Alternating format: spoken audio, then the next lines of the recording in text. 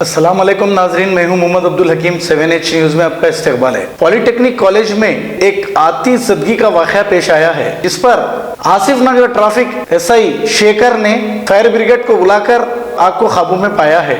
आइए देखते हैं ये रिपोर्ट।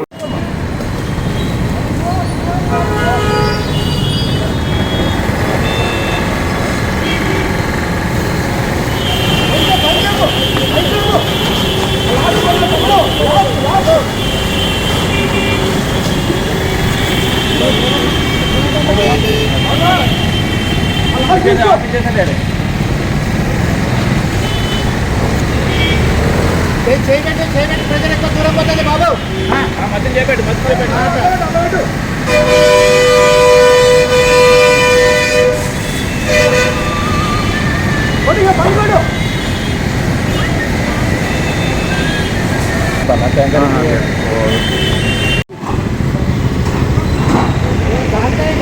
జాగ్రత్తమ్మా.